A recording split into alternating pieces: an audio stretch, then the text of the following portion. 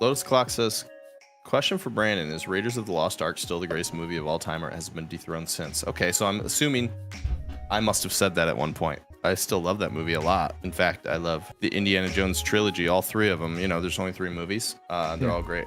Only 3. There's not more than 3. There's not more than 3, and they're definitely not making a new one. I don't know. I can't say exactly when I said that, but nowadays I don't really say I have a favorite anymore, just because I've just too much good stuff and it's all different from each other. So it's hard to really like put one on top, like best thing I've ever seen. Yeah, I'm the it same just way. feels disingenuous to pick one. I could tell you like some of my favorites, and those definitely are some of my favorites. But yeah, like some movies are like, you know, are gonna hit you emotionally, while Raiders of the Lost Ark is just like a fun, good time.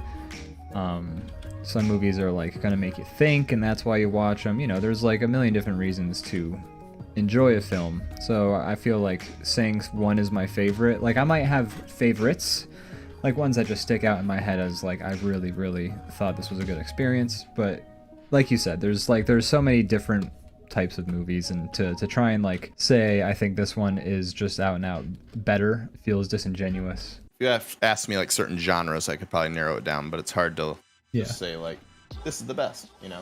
Like if you were to say like, hey Brandon, what's like one of the best fun action movies of all time? Yeah, like action serial type thing, I would probably say Indiana Jones. Pulp action genre.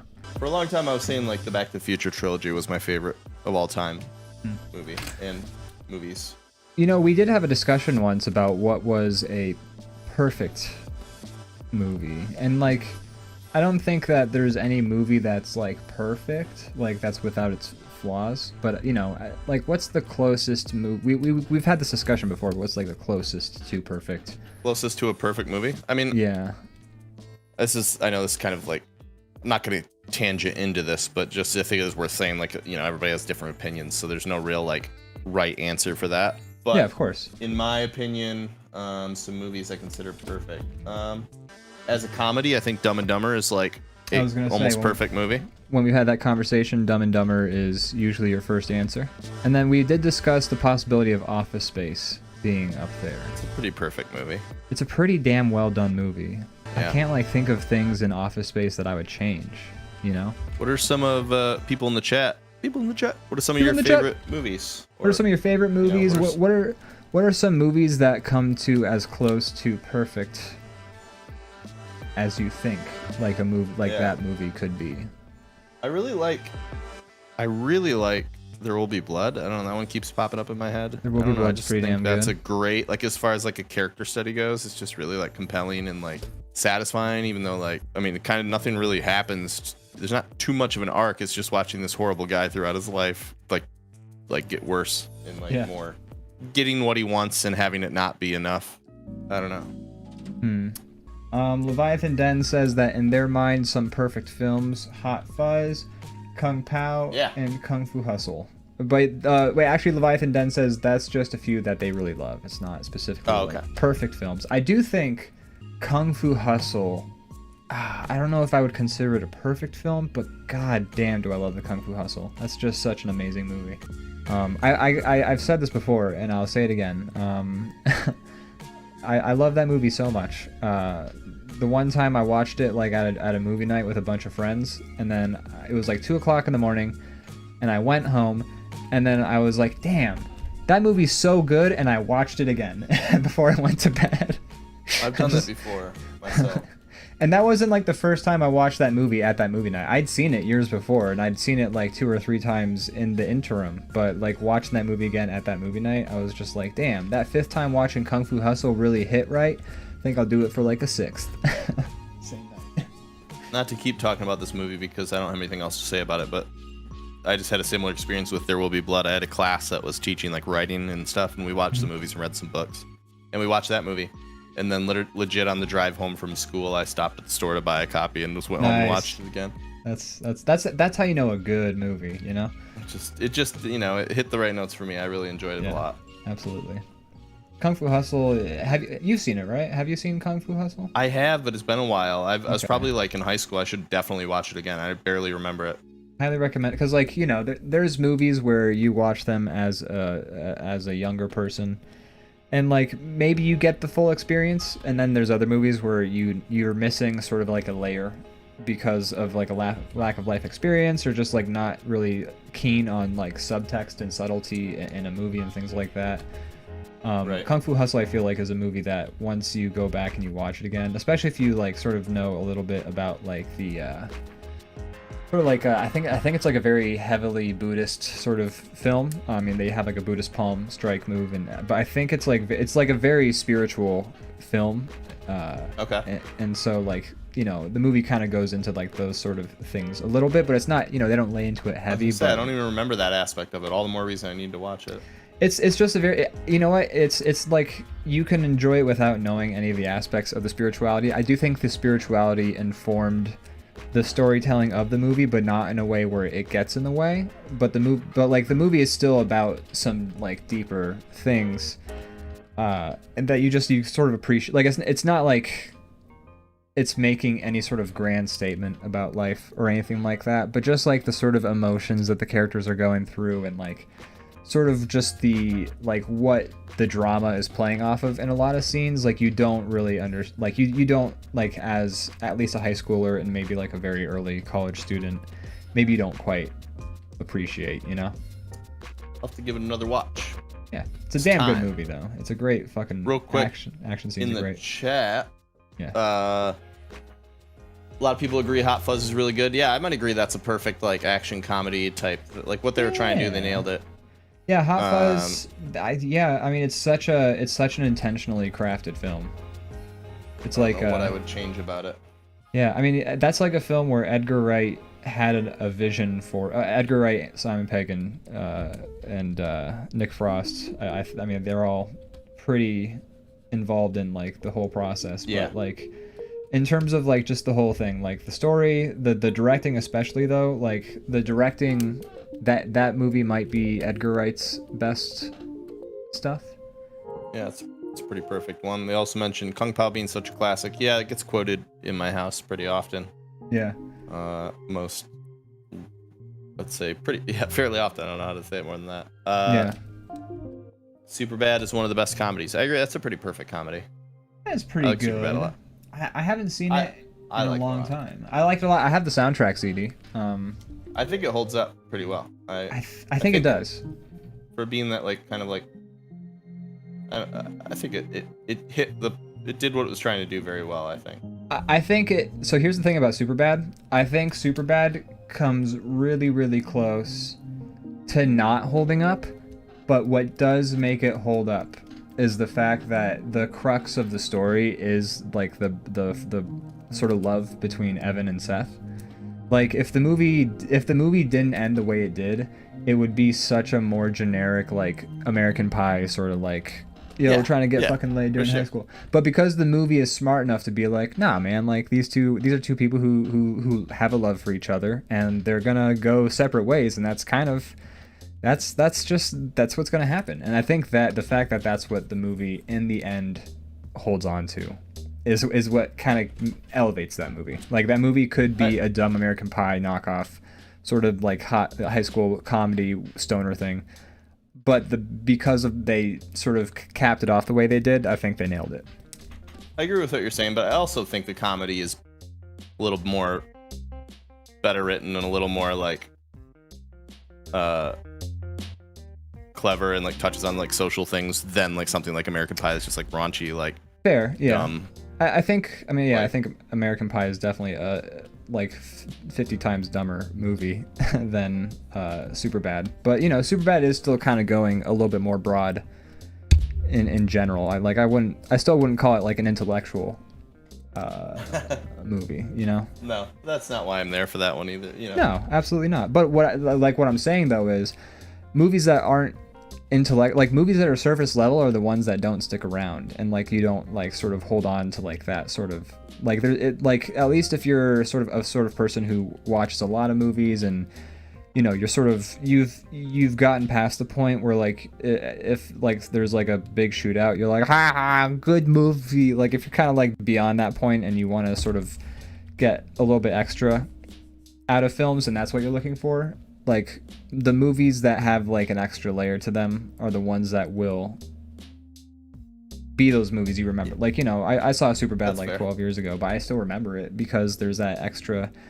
little bit of layer of like reality like sprinkled on top, where it's like still about this very real thing that, you know, everyone's kind of gone through in a sense, and in one way, shape, or form. And like, you know, if the movie was just the human experience, if the movie was just kind of ended at like, and they didn't get laid, but maybe they like, you know, maybe they hook up with the girls later, like it'd be like, okay, cool, that was fun. But because it's also got this undercurrent of like real shit, it's just again, it elevates it just that little bit more.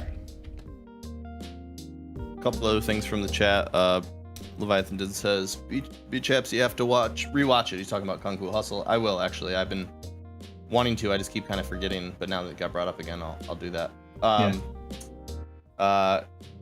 Lotus Clock says, I don't know what Hot Fuzz is. I don't just deserve to be here. You do deserve to be here, but go watch Everyone it deserves because to be it's here. pretty great. I think you'll enjoy it. It's like a play on like cheesy cop action movies. Just it's basically a takedown of all the classic cop movie cliches. Yeah. It's like they literally just like list off movies and say, like in the movie itself, they're like, hey, here are classic cop action movies, and then they eventually go and they sort of pay homage to every single one of those that they mention. The characters basically mention that the one character mentions that he really likes those types of movies, and the main character is one of those guys who doesn't, you know, he's just like putting the, like fish out of water. He's like the super cop who's like sent to like a rural town, and he uncovers this big thing. It's the interest, like what shakes up the dynamic is the guy who's the bad cop is interested in doing the action movie stuff, and the guy who's the super cop is interested in all the paperwork, and that's sort of that's where the like doing his job. Yeah, that's where the friction comes in. And then, you know, not to spoil the movie, but then at the end it turns into the schlocky action movie. Yeah, it completely despite becomes the one actually good cop's like resistance to it the whole movie. Yeah, it becomes it becomes what they have been sort of discussing the entire. I mean, the movie is entirely just about like buddy cop action movies and just like the genre as a whole, and it's like a perfect takedown of them. I don't know. It's like how it's made by the same folks who made Shaun of the Dead, and Shaun of the Dead is not as direct of a like hardcore spoof of the zombie genre. Shaun of the Dead's more like a comedy movie that is also a well done zombie movie. It's less of like a spoof, but more of like an actual zombie movie inside of like a comedy shell. But Hot Fuzz is like, hey, here's a buddy cop movie, but we're not gonna do the buddy cop things, but we're gonna talk about them, and now we're a buddy cop movie. That's the for Lotus Clock, really. That's what the Hot Fuzz. Bilbo Rocket says Babe is a good movie. That's the Talking Pig movie, right? Yeah. Boram you. It's not to be confused with Charlotte's Web or Gordy. You've confused Babe with Charlotte's Web so much. Have I? I just don't know where you're gonna go with this. I don't remember any conversation about these things. This is minor, but back when I was cutting together Dixels, I was doing like when we played Dead Island together, I was cutting that, and we talked about Babe for some reason. And in the video, you just keep going, some pig. I think talking about Babe. I think, and it could be wrong, I'm pretty sure I was doing that intentionally. You may have been. It's very possible. There's so many pig stories that it's funny to to just like I don't remember. That'll do, pig. That'll do. That's Babe. That is Babe. Boram you. And the whole speech he gives to the damn. What else we got? And Den says, worst movie ever made? Team America World Police. Wow. I very much disagree. Who said that? Who are we talking about here? Leviathan Den says he'll fight anyone who wants to about it. I won't fight you on it. You're allowed to your opinion, but I disagree. I think it pretty much nails what it's trying to do. Oh yeah, I mean I love the shit out of that movie. Yeah, I quote it. I think quote it's it. Hilarious. I quote it very frequently. and the art style is like, I love it. Yeah, they nailed it. It had to be so much goddamn work, and like, you know, they didn't have to do that. No. They could have done it in like the style of South Park and made the movie in like a month, but they decided to make it the biggest like pain in their own ass, and it's so funny because of it. Yeah. But it's just you know, kudos to them for going for the hey, it's Spwanif. Kudos to them for going for the the Thunderbirds. Is that the name of the show, or which was it? Yeah. Firebirds? Yeah, Thunderbirds. Thunderbirds, yeah. Just nailing that style. Crazy Kyle says, love all Simon Pegg and Nick Frost stuff. Yeah, it's great. Yeah, they're good together. They know they're it. a great combo. Lotus Clock says, I love the first Ace Ventura movie because I'm trash like that. No, I love the first one. Yeah, it's a great. I mean, aside First from one's where it takes that extreme turn into transphobia, it's a very fun movie until then, and then it's just really overtly transphobic, which is that's true. Unfortunate. Until then, it's a whole lot of fun. There's a lot of movies that don't hold up. Like I mean, like you know, like they wouldn't do today. Yeah, absolutely. But no, Ace Ventura is great. Ace Ventura 2 is also a lot of fun, but I mean that movie is also. That movie doesn't hold up for a whole other slew of reasons. That series did not, unfortunately, stand the test of time. I didn't even think about it until you just started to say it. Yeah. Whoops. That movie did not. Those movies were unfortunate. They were a lot of fun, but wow, they. And you know what? They didn't even need. They like if you could recut Ace Ventura to be. I don't know about Ace Ventura 2. That movie relies pretty heavily on... You straight up just started to say, yeah, both those movies. And I was about to go, what was wrong with Ace Ventura 2? And then like I thought about it for literally 0.0 seconds. And I was like, oh, yeah, that's bad. It's Bumblebee Tuna. But no, it's, yeah. But the rhino scene. Yeah, you could take... The rhino scene's fantastic. The rhino scene is... Like you don't even need context for the rhino scene, which is the beauty of it. That scene is just. But yeah, I mean, God, it's a shame those movies did not hold. And like the thing is, you could. Again, I'm not sure about Nature Calls, but at least for Ace Ventura 1, you could take out the overt transphobia at the end and then turn it into something different, and it would be the same movie. Like it wouldn't change things. I mean, there would probably be a few scenes that you'd have to like sort of. There's a lot of context that sort of gets fucked up. I don't know. But then again, watch it again to really see like how offensive it is. From what I remember, it's not great. I'm not gonna get too into it now because I don't want to. Yeah, it's not great. Canceled. But if I feel like a lot of the like there was like this big reveal, but like a lot of that was because a lot of these people had been like with the trans person without knowing that they're trans, and they were not comfortable with that themselves, and then that created a lot of the outrage. Yeah, well, there's also... But there's a lot of jokes in the expense of, like the 90s like to do that a lot, where they're like, the punchline's like, a trans person. And it's like, that's not a joke in itself. Yeah, well, but there's also, like, and here's the thing. I'm also not advocating for recutting the movie. I don't think you should go back and, like, tinker with art after, like, it's done. I think that, like, throughout the movie, like, there's, like, a scene earlier in the movie where Ace Ventura kisses the... was she like the police chief or the constable or so yeah he kisses the police chief. Oh yeah.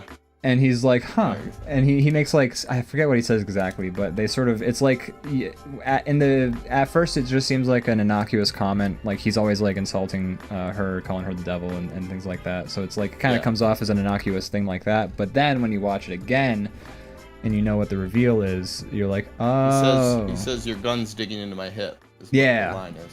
It's not great is the thing. It's still it's it wouldn't come out in that way today. No. There's a lot about the politics of it that like seems innocuous, but it's not great. Right. I'm not one person to like sort of really do a deep dive into that because and we're not the people to do that either. No, it's not my place. We're not experts on those kind of things. It's just not good, is what I'm gonna say. I've watched it and I've been like, nah, this ain't great.